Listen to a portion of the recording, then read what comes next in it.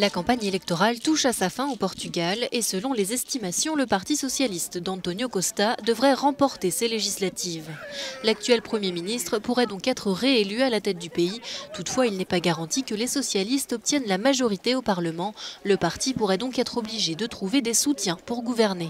L'analyste politique José Adelino Maltese ne s'attend toutefois pas à de grandes surprises.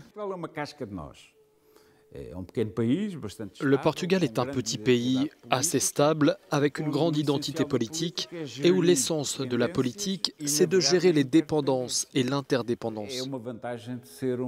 C'est un avantage d'être un État européen de taille moyenne, fondé sur une grande identité acquise au fil des siècles et qui conduit au consensus. Toutes ces réalités existent, il n'est pas nécessaire de les proclamer. Il n'y a pas de haine pour le moment. Les partis essaient bien de se créer des ennemis, mais non, il n'y a pas de haine et pas de drame.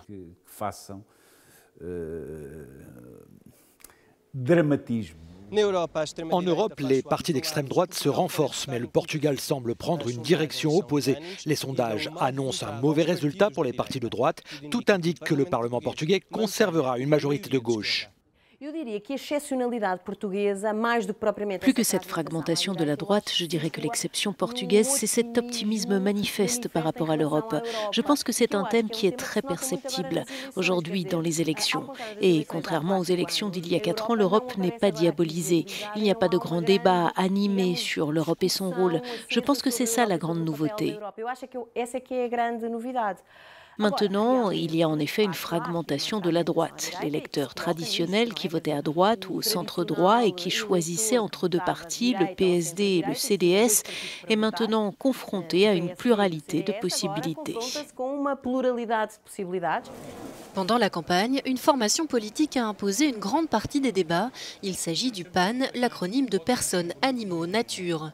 Les sondages prédisent une augmentation significative du nombre de ses députés et le chef du parti, André Silva, s'est déjà dit prêt à soutenir le futur gouvernement, peu importe son bord.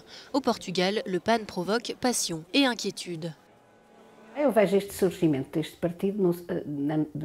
L'émergence de ce parti est selon moi une conséquence de la crise dans laquelle est plongé le système démocratique. À droite aussi, d'étranges partis ont vu le jour. Et depuis plusieurs années maintenant, il y a le PAN.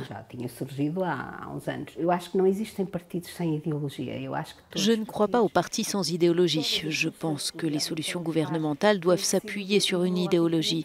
Et donc, cela m'inquiète qu'un parti puisse passer des accords avec la gauche ou la droite sans distinction tant que ces causes sont défendues. Cela m'inquiète car pour moi la politique ce n'est pas ça.